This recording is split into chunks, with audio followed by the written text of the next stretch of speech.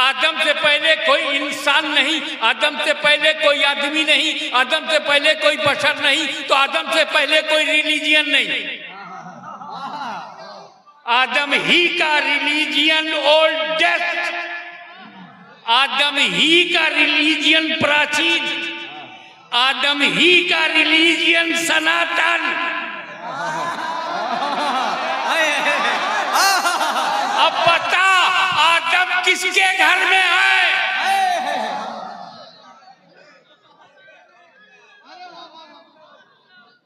Shortest possible way से चलूं, आदम का दीन ला इलाहा इल्लल्लाह। वाह वाह वाह वाह। तो ला इलाहा इल्लल्लाह पहला दीन। तो पुराने हम हैं कि आप?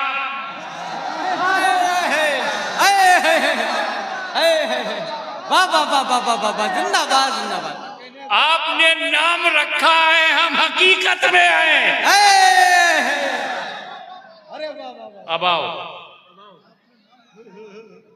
अब आओ। ला इलाहा इल्लल्लाह आदम का दीन है, ला इलाहा इल्लल्लाह शीश का दीन है, ला इलाहा इल्लल्लाह नूह का दीन है, ला इलाहा इल्लल्लाह मूसा का दीन है, ला इलाहा इल्लल्लाह ईसा का दीन है, ला इलाहा इल्लल्लाह मेरे नबी का दीन है। अब जब ला इलाहा इल्लल्लाह मानने वाला है तो आदम के घर में है। जो ला इलाहा इल्लल्लाह कहेगा वो आदम के घर में है, जो नहीं मानेगा वो बाहर हुआ। अब बताओ, ना मानने वाले जब बाहर हैं तो वापसी किसकी होनी चाहिए? नारे तकबीर, नारे रिसालत, नारे रिसालत, नारे हैदरी, नारे हैदरी। जैसी कहोगे सुनना पड़ेगा, क्योंकि अली की औलाद जिंदा है।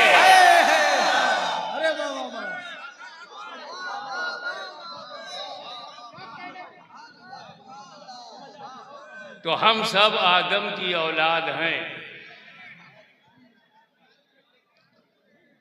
मगर आदम के जमाने का जो रिलीजियन का मॉडल था बहुत छोटा था। ओनली ला इलाहा इल्लल्लाह आदम सफीउल्लाह फिनिश। क्योंकि जितने बच्चे पैदा हुए सब भाई बहन थे, कितना उनके लिए रूल होता, उसूल होता, कितना संविधान होता, कितना विधान होता। मगर जैसे जैसे नस्ल बढ़ी, शीश अलैहिस्सलाम आए, नूह अलैहिस्सलाम आए तो और डेवलपमेंट हुआ। मूसा अलैहिस्सलाम के सामने के जमाने में तो जादू फैल गया, नॉलेज फैल गई, ब्लैक मैजिक।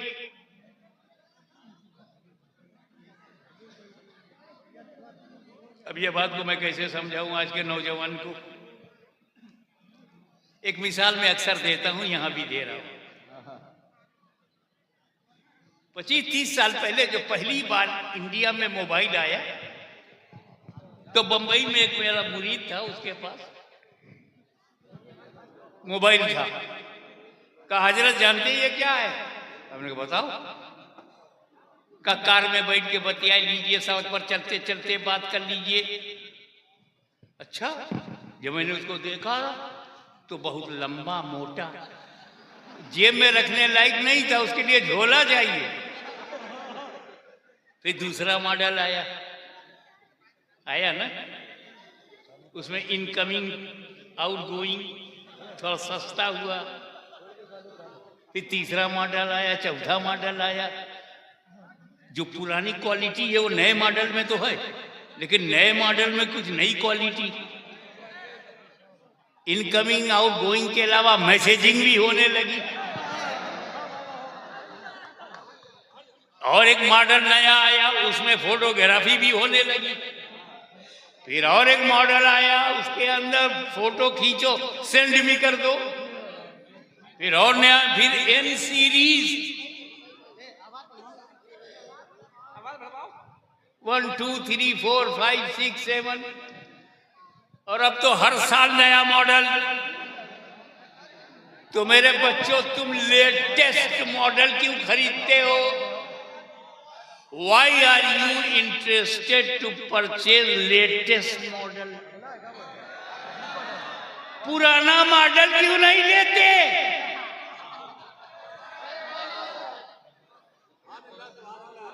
और जानते हो क्यों? क्योंकि लेटेस्ट में जितना फंक्शन है पुराने में नहीं है, और पुराने में जितना है वो सब नए में है।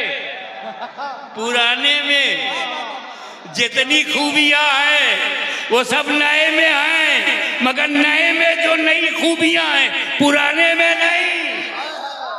इस्लाम सबसे आखिरी मज़हब है। आखिरी क्यों कह रहा हूं? जिस मॉडल के बाद कोई मॉडल ना आए वो लेटेस्ट। जब नया आ जाए तो नया वाला लेटेस्ट, वो पुराना। लेकिन किसी मॉडल के बाद कोई मॉडल ही ना आए, वही अकेला मॉडल रहे तो वही लेटेस्ट। तो कुरान के बाद कोई किताब नहीं आई, कुरान लेटेस्ट। नबी के बाद कोई नबी नहीं आया, नबी लेटेस्ट। इस्लाम के बाद कोई मज़हब नहीं, इस्लाम लेटेस्ट।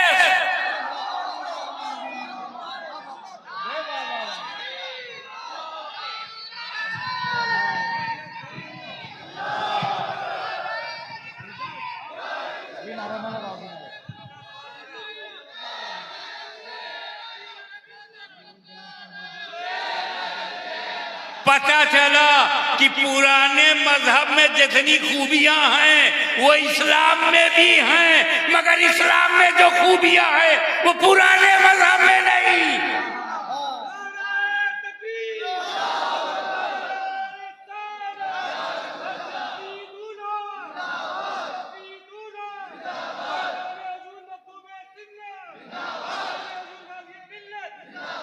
अब टर्निंग पॉइंट जो इस्लाम नबी ने मुकम्मल करके हमें दिया है वो इस्टेब्लिश्ड है।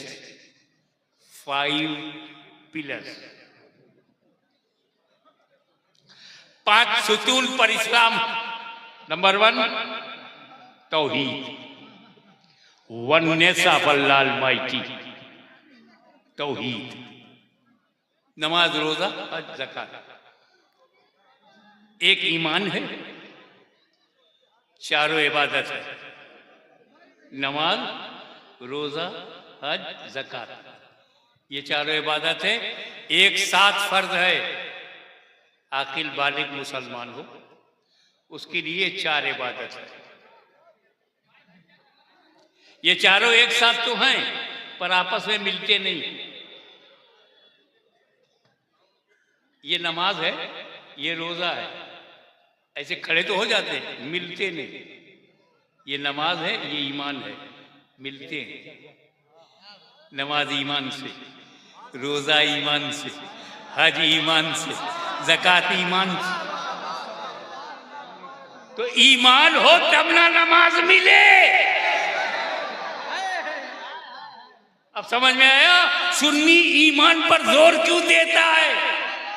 क्योंकि ईमान है तब नमाज है, ईमान है तब रोजा है, ईमान है तब हज है, ईमान है तो ज़कात।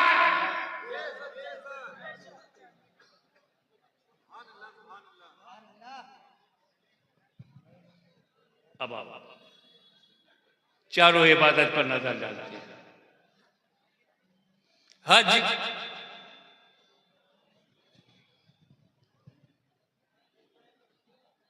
जिंदगी में एक बार फर्ज है, वो भी सब पर नहीं। जो इस्तिताअत रखता है, हिज्जुल बैत मन इस्ताता इलैहि सबीला।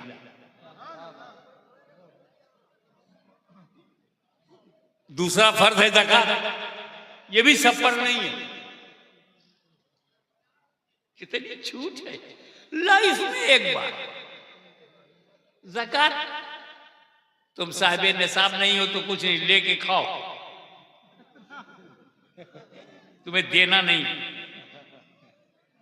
मगर देते भी हो तो साल में एक बार, जिस पर पूरा साल गुजर रहा है, हौल आने हौल, पूरा 1 साल गुजर जाए, रखा रहे, उस पर ज़कात 2.5% निकालो, वो भी साल में एक बार, हर महीना ज़कात नहीं। या अल्लाह, इतनी बड़ी इबादत ज़कात।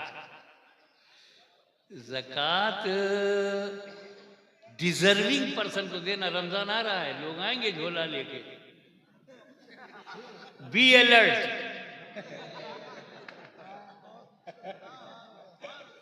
डिजर्विंग पर्सन को देना, जो मुस्तहक है, गरीब, मुहताज।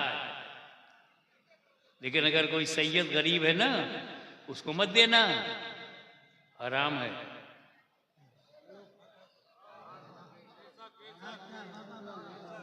मैं हराम को समझाऊं, कितना हराम है, कैसा हराम है, कितना सख्त हराम है।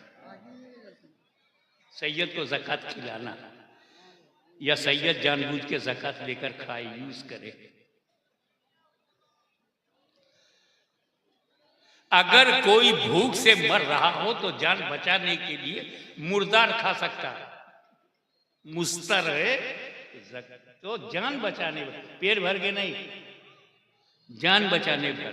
कोई प्यास से मर रहा है और शराब के अलावा कुछ नहीं है तो गले को तर करके जान बचा सकता है, पेट भर के नहीं, जान बचाने पर शराब भी रुखसत एलाउ, मुर्दार भी एलाउ।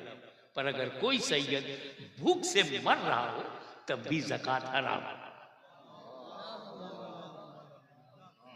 मैं सोच पे पड़ गया, क्यों या रसूल अल्लाह, मुर्दार की रुखसत हो सकती है, ज़कात की सैयद के लिए नहीं हो सकती, जान बचाने के लिए? कासिर मुर्दार में इसलिए छूट मिल गई कि उसके सिवा वहां कुछ है नहीं,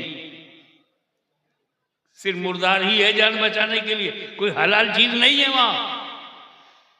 और यहां तो 2.5% जो ज़कात दे रहा है तो 97.5 अपने पास रखे हुए।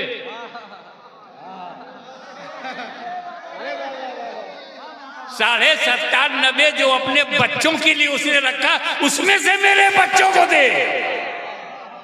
ये 2.5% में क्यों दे रहा है, 97.5 से क्यों नहीं दे रहा है?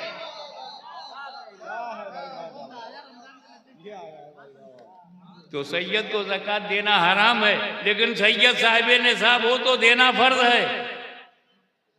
सैयद मोहम्मद हाशमी पे साहिब निसाब होने की सूरत में ज़कात देना फर्ज है, ज़कात लेना हराम है। क्या कहते हो? सैयद मोहम्मद साहिब निसाब होने की सूरत पर हाशमी पर ज़कात लेना